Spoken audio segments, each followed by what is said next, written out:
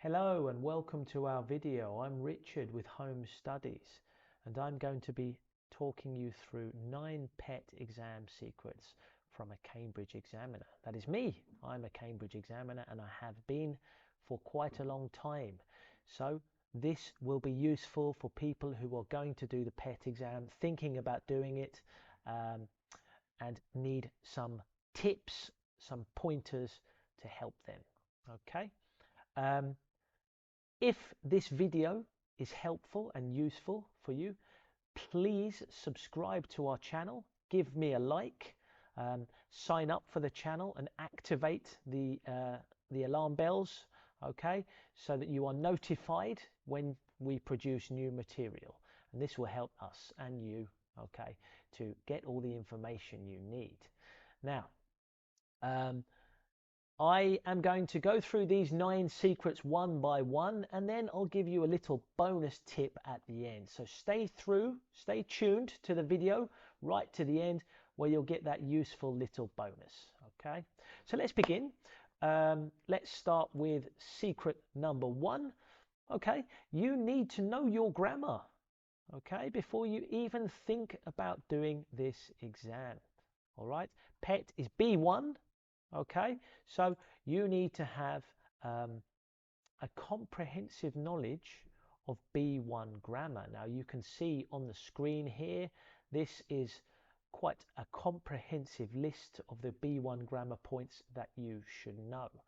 I recommend that you be confident about all of these grammar points before you start thinking about signing up for the exam.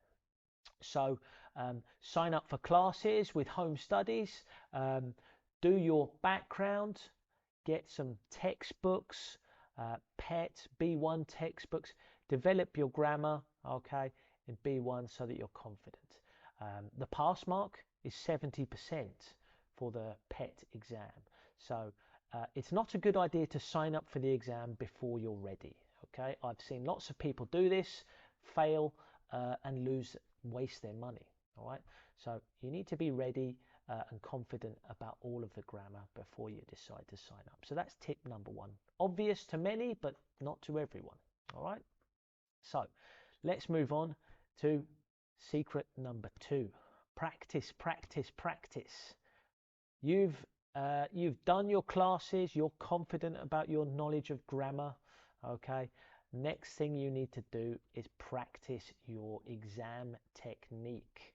Now on our channel we talk a lot about exam technique and strategies.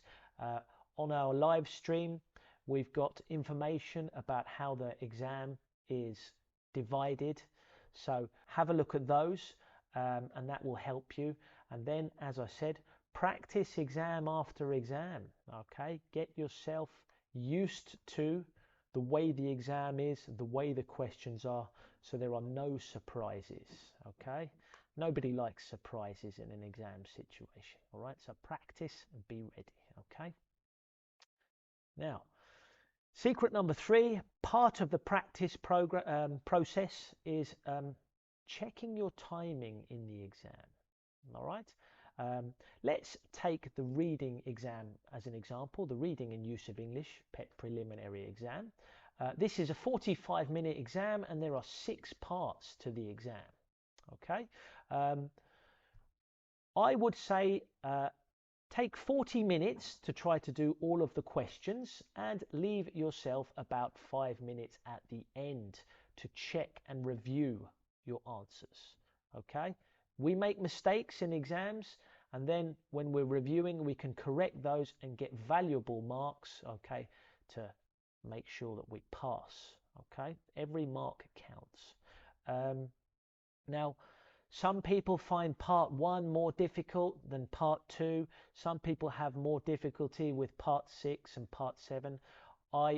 When you practice the exams you will see which parts are easier and more difficult for you, and which parts take you longer and which parts take you less time. So you may want to divide up the time approximately according to how long it normally takes you to do each part, leaving yourself, of course, that little bit of time at the end to check your answers. Okay, So that's secret number 3. Check your timing. Divide up your timing for each part, okay, according to your own performance and how you do with each part, okay. So let's move on to secret number 4, okay. I talked about this on our live stream, okay, which you can see on the channel. You are given an answer sheet to write your answers to the exam, okay. So transcribe your answers from the sheet to the exam while doing the exam, okay. When I say transcribe, I mean write from one place to another, yeah. Do not leave it until the end, okay, because you might finish the exam in 44 minutes and then you've got 1 minute to write all the answers on the answer sheet at the end, and you might run out of time and miss out on marks. I was in an exam room and there was a student who had this problem and he did not have time to transcribe all his answers, and he was very stressed and upset, and I don't think that he passed. You do not want to be that student, okay. So for each question, shade in the answer at the same time, okay. And of course you can write on your exam paper, but make sure you've got the answers in that answer sheet at the same time, okay. That way at the end of the exam you've got time to go over and check your answers, check they're correct, and you're not stressing about transcribing. All right, very important. Okay, common sense maybe, but not everyone remembers to do this. So let's move on to secret number 5. Be methodical and strategic with your exam approach. Okay, if you have a strategy, a way of doing things, an approach, okay, which you can develop when you're practicing, then you can be confident that you're doing as much as you can in the best way when it comes to the exam itself, okay. And if you know that you've got a strategy and an approach that works, you reduce that stress on the day, okay. You can feel more relaxed, and a relaxed mind performs better than a stressed mind, okay.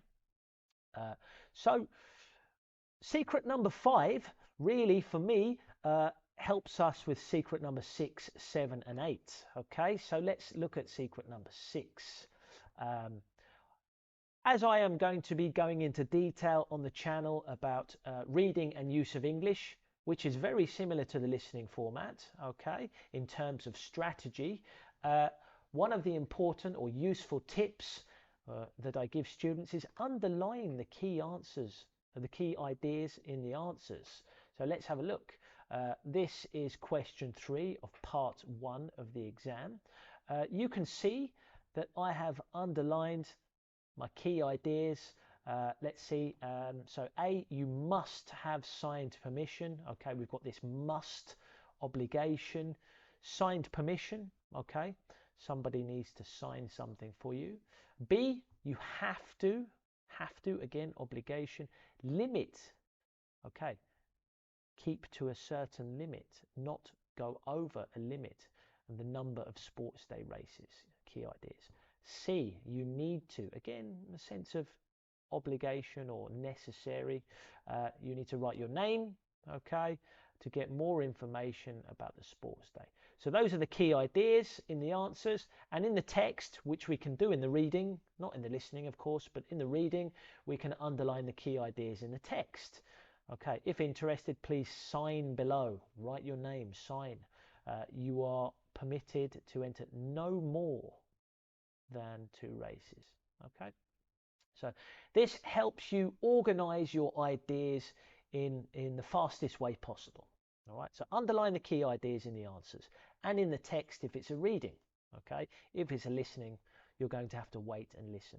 Okay, so secret number 7, moving us on.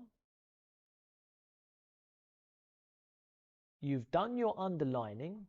Now you are looking for synonyms or similar words and similar ideas to help you make a connection and connect the ideas so that you can choose the correct answer.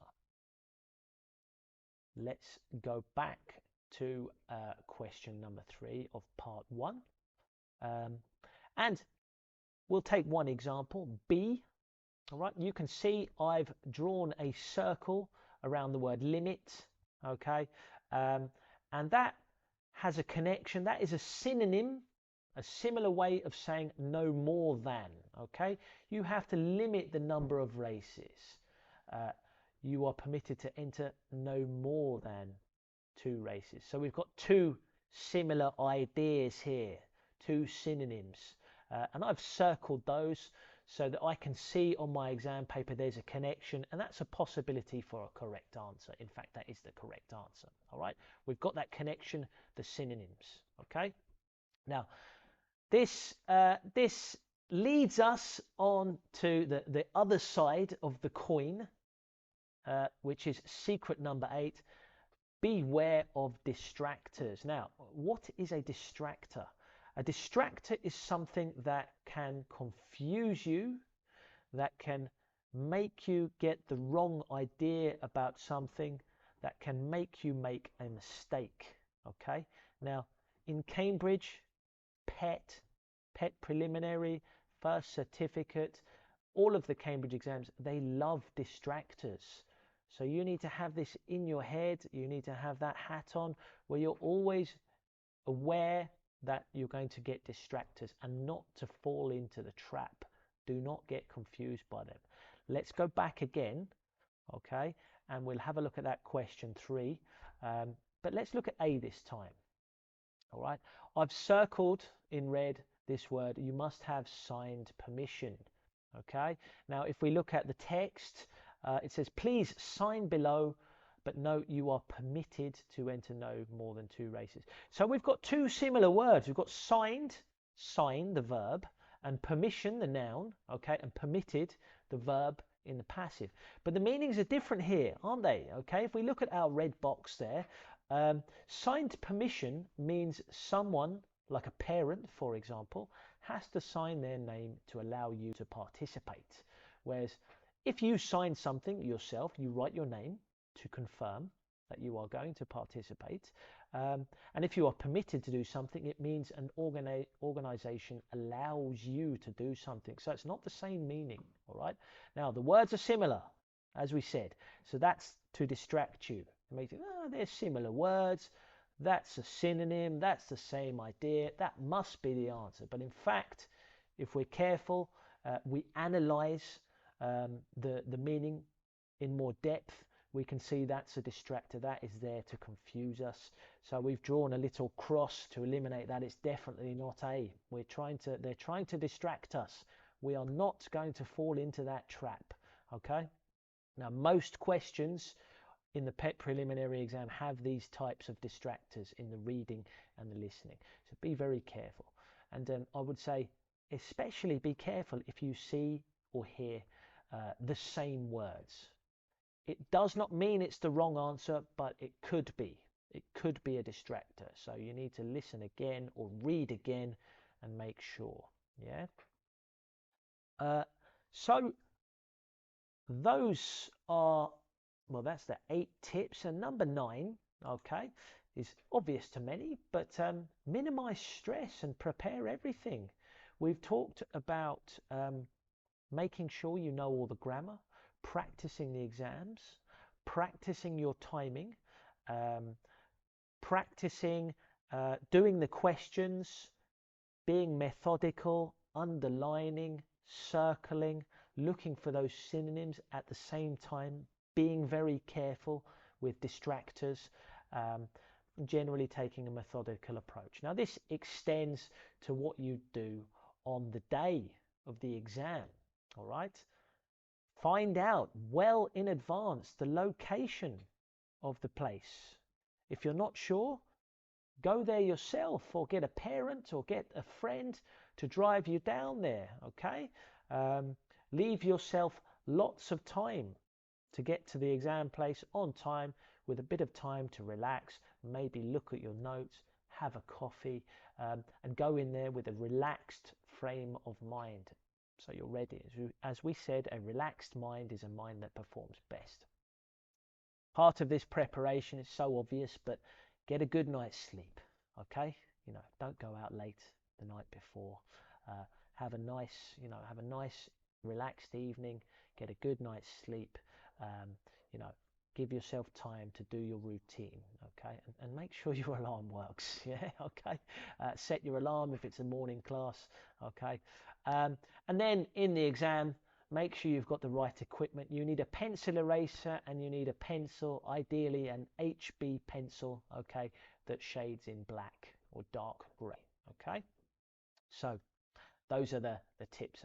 As the saying says, fail to prepare, prepare to fail. But on the other side, if you've done your preparation, you have the best chance of passing. And also, you can be sure that you've done everything you can to pass that exam. And when you go away and you've done the exam, and you can say to yourself, I did everything I could in the best way I could, I think you can be happy, even if you don't quite make it this time, all right? Which I'm sure you will, all right? So that brings us to the end of our video, okay? I hope this video was useful. It's been a pleasure trying to help you. So please like this video, subscribe to Home Studies, look at our other videos. We've got live streamings. We've got other videos coming soon. The next video will be talking about specific parts of the reading and use of English exam. I'm going to look at part 1. So I hope that you can tune in for the next video. Okay. Now, I said that there was a bonus, and I have written it at the bottom. I am looking forward to seeing you soon. This phrase, I'm looking forward to, doesn't just mean I'm looking in the forward direction. It means I am excited about a future event. Okay? Now this is a very important phrase for B1 grammar, for writing, for speaking, and you will see it in the reading too. And after I'm looking forward to, you've got the ing form. All right? I'm looking forward to is always followed by the ing form because it's an object. So this phrase I would recommend that you know, because you're going to see it and you should use it in the writing as well, and even the speaking. Okay, so that's my bonus. Very useful little phrase there for your writing, your speaking, and also perhaps for the reading, use of English and listening part. Okay, so let's wrap up there. As I said, give us a like, subscribe to the Home Studies channel, set your alarm bell so that you're notified the next time we've got a video and a live streaming. And we have live streamings. I'm giving them every Wednesday at 6 o'clock. Hopefully I'll see you there, and hopefully you can enjoy another one of our videos. Bye bye guys.